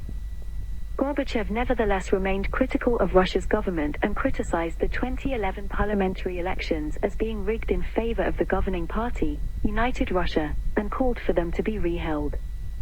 After protests broke out in Moscow over the election, Gorbachev praised the protesters. In 2009, Gorbachev released Songs for Raisa, an album of Russian romantic ballads, sung by him and accompanied by musician Andrei Makharovich, to raise money for a charity devoted to his late wife. That year he also met with U.S. President Barack Obama in efforts to reset strained U.S.-Russian relations, and attended an event in Berlin commemorating the 20th anniversary of the fall of the Berlin Wall. In 2011, an 80th birthday gala for him was held at London's Royal Albert Hall, featuring tributes from Shimon Peres, Lech Walesa, Michel Rocard, and Arnold Schwarzenegger. Proceeds from the event went to the Raisa Gorbachev Foundation. That year, Medvedev awarded him the Order of St. Andrew the Apostle I called. In 2012, Putin announced that he was standing again as president, something Gorbachev was critical of. He complained that Putin's new measures had tightened the screws on Russia and that the president was trying to completely subordinate society, adding that United Russia now embodied the worst bureaucratic features of the Soviet Communist Party. Gorbachev was in increasingly poor health. In 2011, he had a spinal operation and, in 2014, oral surgery. In 2015, Gorbachev ceased his frequent international traveling. He continued to speak out on issues affecting Russia and the world. In 2014, he defended the Crimean status referendum that led to Russia's annexation of Crimea. He noted that while Crimea was transferred from Russia to Ukraine in 1954, when both were part of the Soviet Union, the Crimean people had not been asked at the time, whereas in the 2014 referendum they had. After sanctions were placed on Russia as a result of the annexation, Gorbachev spoke out against them. His comments led to Ukraine banning him from entering the country for 5 years. Russia can succeed only through democracy. Russia is ready for political competition, a real multi-party system, fair elections, and regular rotation of government. This should define the role and responsibility of the president, said Gorbachev in 2017. At a November 2014 event marking 25 years since the fall of the Berlin Wall, Gorbachev warned that the ongoing war in Donbass had brought the world to the brink of a new Cold War, and he accused Western powers, particularly the US, of adopting an attitude of triumphalism towards Russia. In July 2016, Gorbachev criticized NATO for deploying more troops to Eastern Europe amid escalating tensions between the military alliance and Russia. In June 2018, he welcomed the 2018 Russia-United States summit between Putin and US President Donald Trump, although in October criticized Trump's threat to withdraw from the 1987 Intermediate-Range Nuclear Forces Treaty, saying the move is not the work of a great mind. He added, all agreements aimed at nuclear disarmament and the limitation of nuclear weapons must be preserved, for the sake of life on Earth.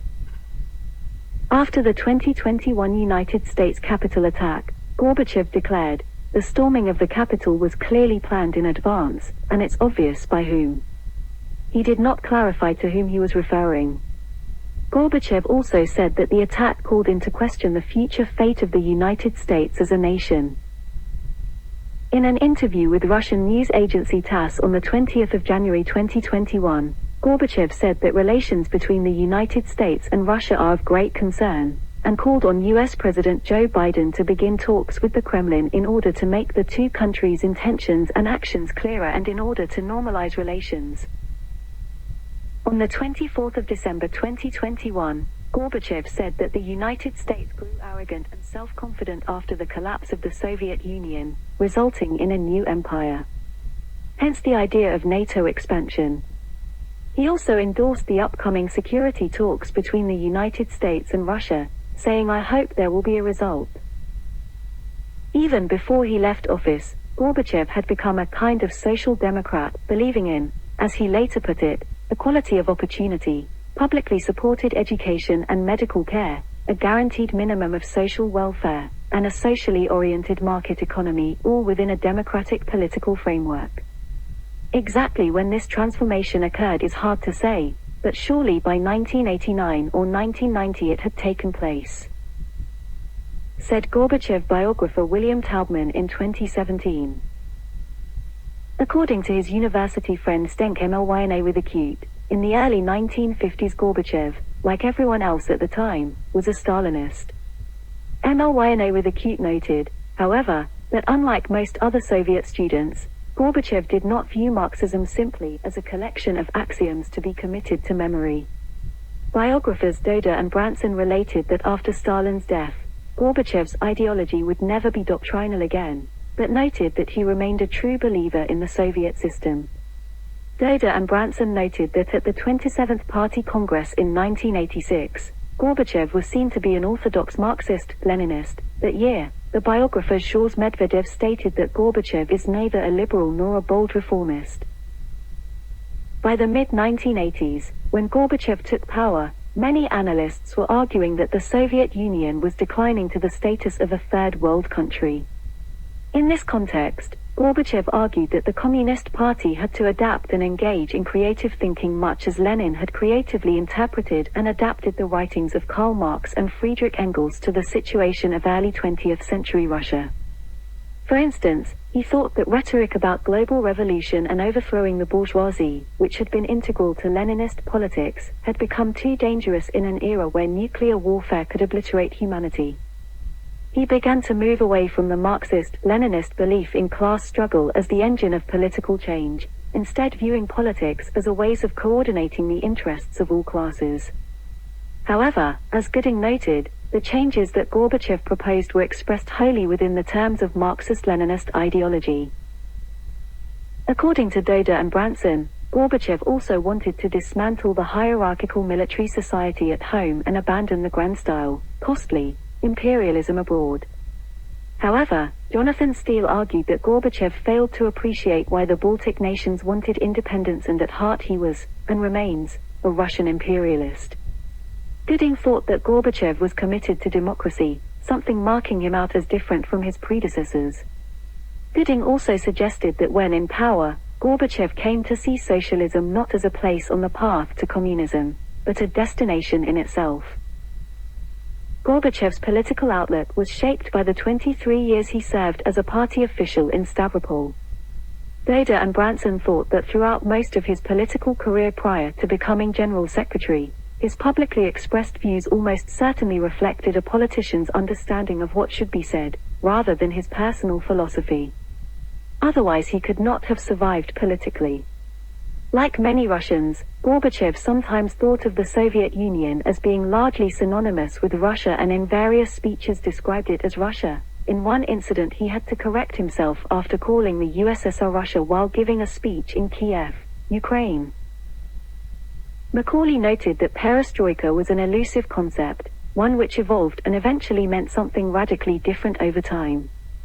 Macaulay stated that the concept originally referred to radical reform of the economic and political system as part of Gorbachev's attempt to motivate the labor force and make management more effective. It was only after initial measures to achieve this proved unsuccessful that Gorbachev began to consider market mechanisms and cooperatives, albeit with the state sector remaining dominant. The political scientist John Gooding suggested that had the perestroika reforms succeeded, the Soviet Union would have exchanged totalitarian controls for milder authoritarian ones, although not become democratic in the Western sense. With perestroika, Gorbachev had wanted to improve the existing Marxist-Leninist system but ultimately ended up destroying it. In this, he brought an end to state socialism in the Soviet Union and paved the way for a transition to liberal democracy. Taubman nevertheless thought Gorbachev remained a socialist. He described Gorbachev as a true believer, not in the Soviet system as it functioned, or didn't, in 1985 but in its potential to live up to what he deemed its original ideals. He added that until the end, Gorbachev reiterated his belief in socialism, insisting that it wasn't worthy of the name unless it was truly democratic. As Soviet leader, Gorbachev believed in incremental reform rather than a radical transformation. He later referred to this as a revolution by evolutionary means. Doda and Branson noted that over the course of the 1980s, his thought underwent a radical evolution. Taubman noted that by 1989 or 1990, Gorbachev had transformed into a social democrat. Macaulay suggested that by at least June 1991 Gorbachev was a post-Leninist, having liberated himself from Marxism-Leninism. After the fall of the Soviet Union, the newly formed Communist Party of the Russian Federation would have nothing to do with him. However, in 2006, he expressed his continued belief in Lenin's ideas.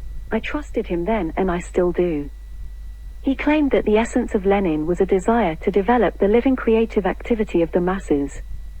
Taubman believed that Gorbachev identified with Lenin on a psychological level. Many official photographs and visual depictions of Gorbachev removed the port wine birthmark from his head. Reaching an adult height of 5 foot 9 inches or 1.75 meter, Gorbachev has a distinctive port wine stain on the top of his head. By 1955 his hair was thinning, and by the late 1960s he was bald. Throughout the 1960s he struggled against obesity and dieted to control the problem. Doda and Branson characterized him as stocky but not fat. He speaks in a southern Russian accent, and is known to sing both folk and pop songs. Throughout his life, he tried to dress fashionably. Having an aversion to hard liquor, he drank sparingly and did not smoke. He was protective of his private life and avoided inviting people to his home. Gorbachev cherished his wife, who in turn was protective of him. He was an involved parent and grandparent. He sent his daughter, his only child, to a local school in Stavropol rather than to a school set aside for the children of party elites. Unlike many of his contemporaries in the Soviet administration, he was not a womanizer and was known for treating women respectfully. Gorbachev was baptized Russian Orthodox, and when he was growing up, his grandparents had been practicing Christians.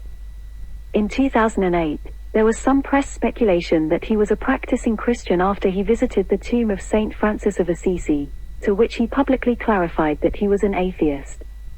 Since studying at university, Gorbachev considered himself an intellectual.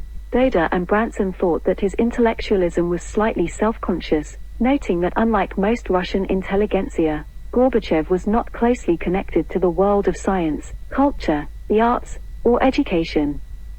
When living in Stavropol, he and his wife collected hundreds of books. Among his favorite authors were Arthur Miller, Dostoevsky, and Chingiz Aytmatov, while he also enjoyed reading detective fiction. He enjoyed going for walks, having a love of natural environments, and was also a fan of association football. He favored small gatherings where the assembled discussed topics like art and philosophy rather than the large, alcohol-fueled parties common among Soviet officials. Gorbachev's university friend, Mlyna with acute, described him as loyal and personally honest. He was self-confident, polite, and tactful. He had a happy and optimistic temperament. He used self-deprecating humor, and sometimes profanities, and often referred to himself in the third person. He was a skilled manager, and had a good memory. A hard worker or workaholic, as general secretary, he would rise at 7 o'clock or 8 o'clock in the morning and not go to bed until 1 o'clock or 2 o'clock. He commuted from the western suburbs between 9 and 10 in the morning and returned home around 8 in the evening. Taubman called him a remarkably decent man. He thought Gorbachev to have high moral standards. Shores Medvedev thought him a talented orator, in 1986 stating that Gorbachev is probably the best speaker there has been in the top party echelon since Leon Trotsky. Medvedev also considered Gorbachev a charismatic leader, something Brezhnev, Andropov, and Chernenko had not been. Doda and Branson called him a charmer capable of intellectually seducing doubters, always trying to co-opt them, or at least blunt the edge of their criticism. Macaulay thought Gorbachev displayed great tactical skill in maneuvering successfully between hardline Marxist, Leninists and liberalizers for most of his time as leader, adding, though, that he was much more skilled at tactical, short-term policy than strategic, long-term thinking, in part because he was given to making policy on the hoof. Doda and Branson thought Gorbachev a Russian to the core, intensely patriotic as only people living in the border regions can be. Taubman also noted that the former Soviet leader has a sense of self-importance and self-righteousness as well as a need for attention and admiration which grated on some of his colleagues. He was sensitive to personal criticism and easily took offense. Colleagues were often frustrated that he would leave tasks unfinished, and sometimes also felt underappreciated and discarded by him. Biographers Doda and Branson thought that Gorbachev was a Puritan with a proclivity for order in his personal life. Taubman noted that he was capable of blowing up for calculated effect. He also thought that by 1990, when his domestic popularity was waning, Gorbachev became psychologically dependent on being lionized abroad, a trait for which he was criticized in the Soviet Union. Macaulay was of the view that one of his weaknesses was an inability to foresee the consequences of his actions. Opinions on Gorbachev are deeply divided. According to a 2017 survey carried out by the independent institute Levada Center, 46% of Russian citizens have a negative opinion towards Gorbachev, 30% are indifferent, while only 15% have a positive opinion. Many, particularly in Western countries, see him as the greatest statesman of the second half of the 20th century. U.S. press referred to the presence of Gorbamania in Western countries during the late 1980s and early 1990s, as represented by large crowds that turned out to greet his visits, with Time magazine naming him its Man of the Decade in the 1980s. In the Soviet Union itself, opinion polls indicated that Gorbachev was the most popular politician from 1985 through to late 1989. For his domestic supporters, Gorbachev was seen as a reformer trying to modernize the Soviet Union, and to build a form of democratic socialism. Taubman characterized Gorbachev as a visionary who changed his country and the world, though neither as much as he wished. Taubman regarded Gorbachev as being exceptional, as a Russian ruler and a world statesman, highlighting that he avoided the traditional, authoritarian, anti-Western norm of both predecessors like Brezhnev and successors like Putin. Macaulay thought that in allowing the Soviet Union to move away from Marxism, Leninism, Gorbachev gave the Soviet people something precious, the right to think and manage their lives for themselves, with all the uncertainty and risk that entailed.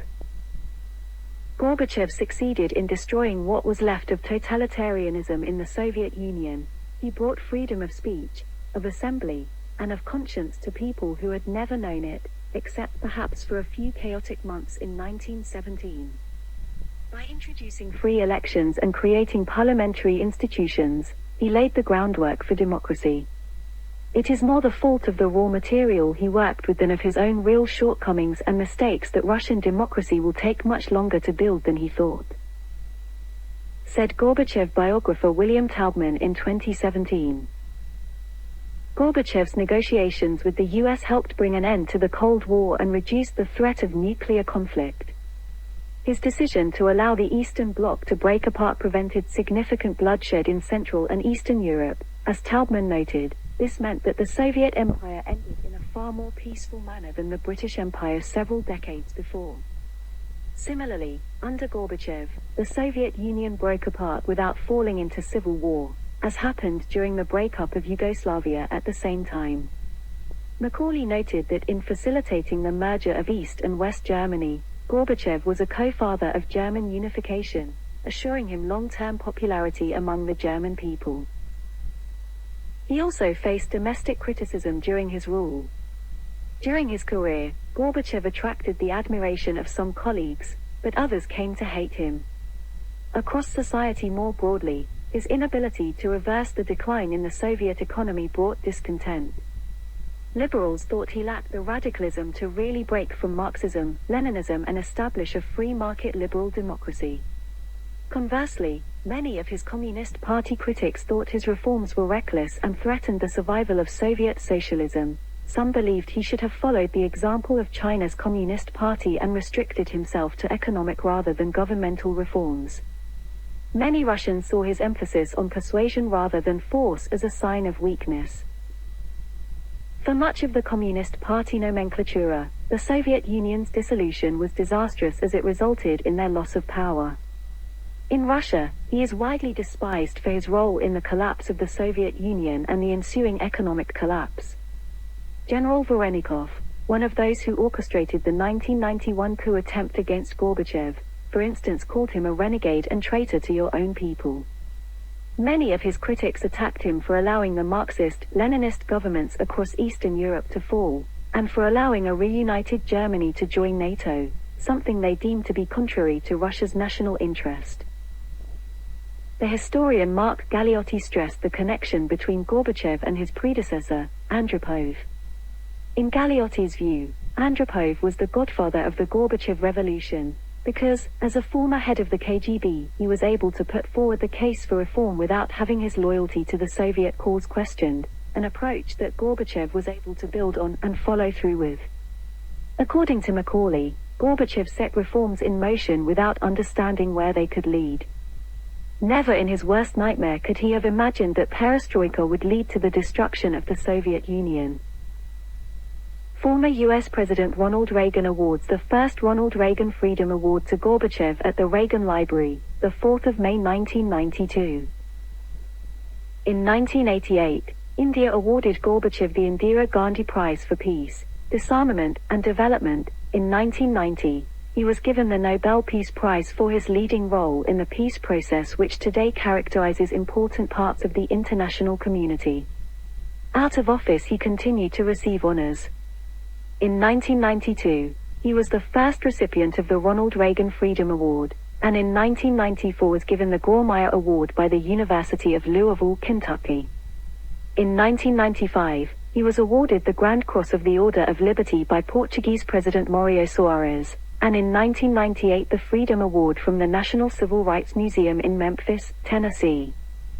In 2000, he was presented with the Golden Plate Award of the American Academy of Achievement at an awards ceremony at Hampton Court Palace near London. In 2002, Gorbachev received the Freedom of the City of Dublin from Dublin City Council. In 2002, Gorbachev was awarded the Charles V Prize by the European Academy of Just Foundation. Gorbachev, together with Bill Clinton and Sophia Loren, were awarded the 2004 Grammy Award for Best Spoken Word Album for Children for their recording of Sergei Prokofiev's 1936 Peter and the Wolf for Pentatone. In 2005, Gorbachev was awarded the Point Alpha Prize for his role in supporting German reunification. The title of his works are Memoirs published in 1996, Moral Lessons of the 20th Century, which he co-authored with Daisaku Ikeda, on Buddhism and Communism, published in 2005. The New Russia, 2016, In a Changing World, 2018, What is at Stake Now? My Appeal for Peace and Freedom, published in 2020. In the 2020-2021 Russian theater season, the Theatre of Nations in Moscow, in collaboration with Latvian theatre director Alvis Hermanis, staged a production called Gorbachev. Yevgeny Mironov and Chulpan Komatova played the roles of Gorbachev and his wife Raisa, in a play focusing on their personal relationship.